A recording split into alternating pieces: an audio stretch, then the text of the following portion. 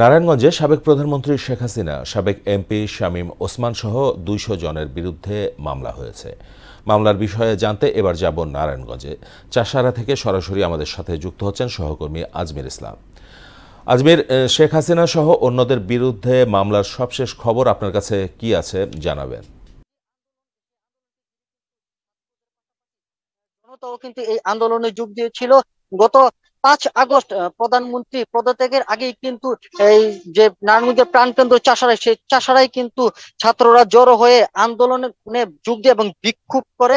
পাশাপাশি স্থানীয় জনতাও এই আন্দোলনে একতা প্রকাশ করে তারা এই আন্দোলন শুরু করে এবং আহ, এই বেলা 1টার দিকে কিন্তু এই চাষারাতে যে আন্দোলনকারীদের আহ, কিছু দূরেই কিন্তু যে আওয়ামী লীগের ছাত্রলীগ যুবলীগের নেতা কর্মীরা তারা একটি মিছিল বের করে এবং আন্দোলনকারীদের উপরে হামলা করে এবং ধাওয়া পাল্টা দেওয়া হয়। এক পর্যায়ে কিন্তু যে এই যে আবুল বাশার স্বজন তিনি গুলিবিদ্ধ হওয়ার পর তাকে আহত অবস্থায় উদ্ধার করে ঢাকা মেডিকেল কলেজ হাসপাতালে নেওয়া হয়। পরের দিন কিন্তু সকালে তিনি তিনি মারা যান।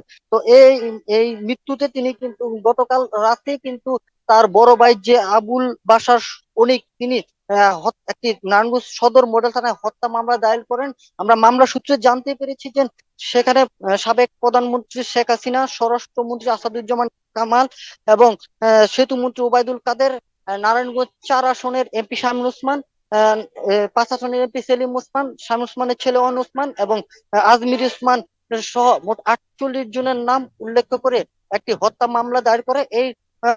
কিন্তু এই মামলায় আরো 150 জনের মতন অজ্ঞাত আসামি রাখে। তো এই বিষয়ে কথা হয়েছিল যে মামলার বাদী আবুল বাশার অনিক তিনি জানিয়েছেন যে তার ভাই একটি কমল পানীয় কোম্পানিতে চাকরি করতেন এবং এই চাকরি করার যে চাষা তিনি তারা বন্দর বসবাস করেন। বসবাস তিনি এই আন্দোলনে স্বজন যোগ দেন এবং আওয়ামী লীগের যে ছাত্রলীগের যে গুলি করেছিল সেই গুলিতে তিনি আহত হন, পরদিন নিহত হন। তো সার্বিক বিষয় নিয়েও কথা বলেছি, এই মামলার তদন্ত বিষয় নিয়েও কথা বলেছি। নারায়ণগঞ্জ যে সদর মডেল থানার অফিসার ইনচার্জ সাতালে তিনি জানিয়েছেন যে গতকাল রাত্রে একটি মামলা হয়েছে, সে মামলায় প্রায় 200 জনকে আসামি করা হয়েছে, 48 জনের নাম উল্লেখ করে। তবে এখনো কোনো এই মামলায় কাউকে গ্রেপ্তার করতে পারেনি, তারা অভিযান চালিয়ে যাচ্ছে। মাহমুদ। আজমির, আপনাকে ধন্যবাদ।